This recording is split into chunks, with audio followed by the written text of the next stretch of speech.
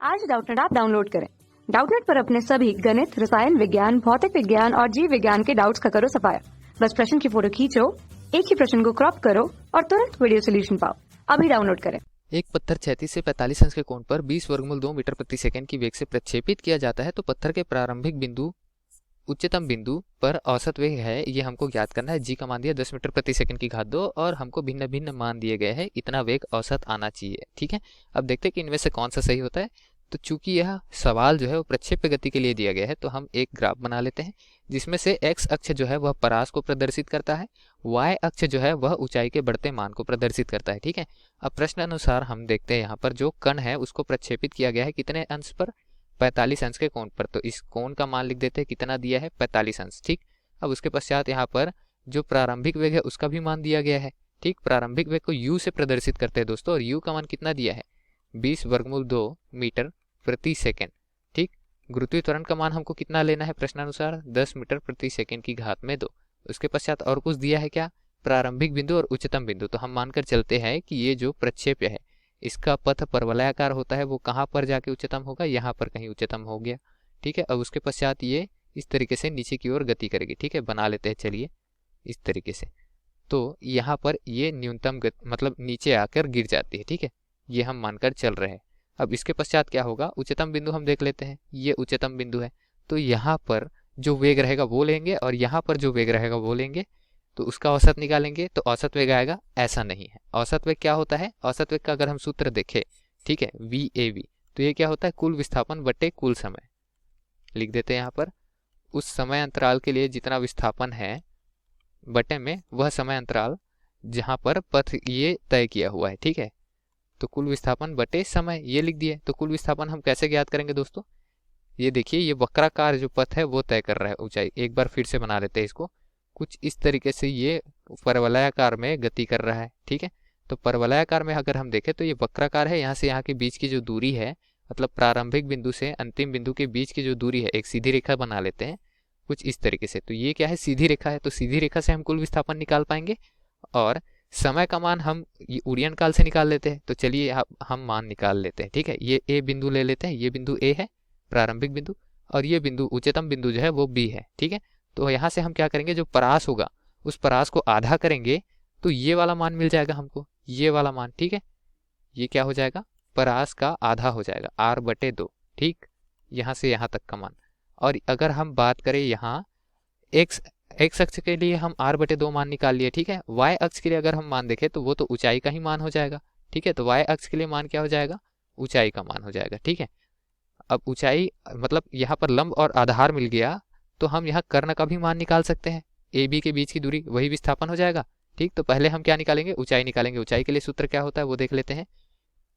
अधिकतम ऊंचाई जो होता है उसके लिए सूत्र होता है u की घात 2 साइन की घात 2 थीटा बटे में क्या आता है हमारे पास में 2 गुना गुरुत्वीय त्वरण। तो मान रख देते, u का मान तो है हमारे पास में, कितना है 20 वर्गमूल 2 हमने लिखा हुआ है यहाँ पर। ठीक है, तो 20 वर्गमूल 2 की घात में 2 साइन की घात में 2 थीटा का मान कितना दिया है 45 अंश। ठीक है, अब उसके बाद नीचे पे क्या आएगा, 2 गुना गुरुत्वीय त्वरण। गुरुत्वीय त्वरण का मान हमको लेना है 10।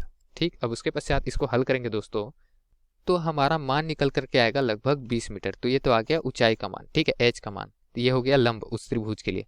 अब आधार की बात कर लेते हैं जो कि क्षैतिज परास है। तो परास के लिए सूत्र हमारे पास में क्या होता है, ये होता है u की घात 2 बटे g साइन 2 थीटा। ठीक है, तो यहाँ से हम मान निकालेंगे, u का मान क्या है 20 वर्गमूल 2 है, तो 20 वर्गमूल 2 की घात 2 साइन थीटा का मान क्या है 45 अंश है, 2 थीटा क्या हो जाएगा 90 अंश बटे में g का मान क्या है 10।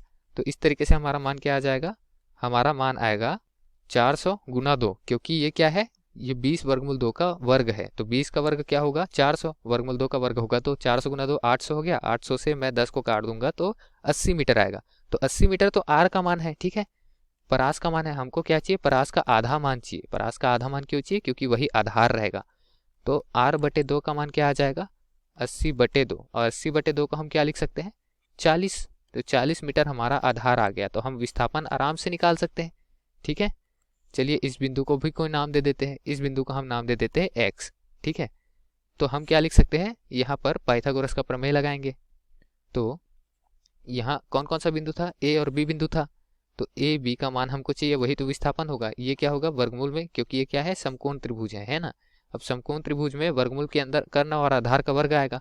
तो कर्ण क्या है हमारा, जो कर्ण है वो तो ए बी है, ठीक है। आधार और लंब का वर्ग आएगा, सॉरी कर्ण का नहीं। तो आधार क्या हो जाएगा, ए एक्स, और लंब हो जाएगा बी एक्स। तो ए एक्स की घात 2 धन बी एक्स की घात में 2, ठीक है।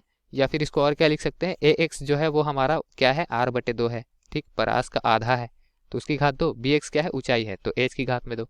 तो आर बटे 2 का मान भी हमने निकाला हुआ है, कितना आया है, आर बटे 2 का मान 40 मीटर, एच का मान 20 मीटर। तो ये दोनों मान हम रख देते हैं, हमको ए बी यानी कुल विस्थापन का मान मिल जाएगा। तो चलिए रख देते हैं, ठीक।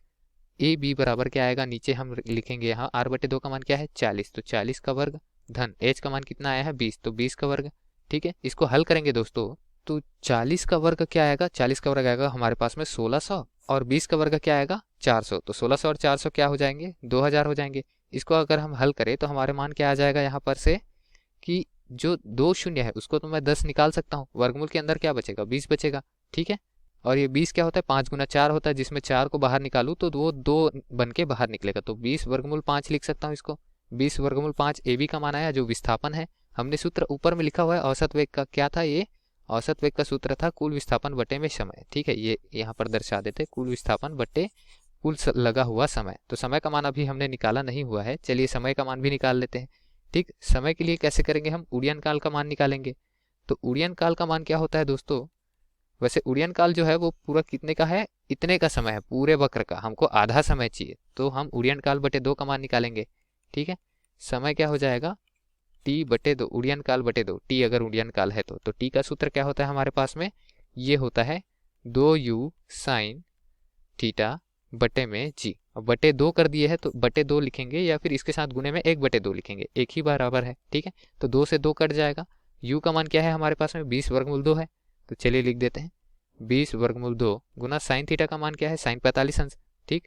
तो साइन 45 अंश लिख देते हैं यहाँ पर, बटे में जी का मान क्या लेना है, 10 लेना है। तो इस तरीके से हमारा टी का मान क्या आ जाएगा दोस्तों, टी बटे 2, या फिर समय का मान हमारे पास में क्या आएगा, उड़ियन काल बटे 2 बराबर इसका मान आएगा लगभग 2 सेकेंड, ठीक है। क्योंकि साइन 45 अंश का मान क्या होगा, 1 बटे वर्गमूल 2, वर्गमूल 2 से वर्गमूल 2 कटेगा, 20 बटे 10 आएगा 2, और मात्रक हो जाएगा ऐसे मात्रक में 2 सेकेंड।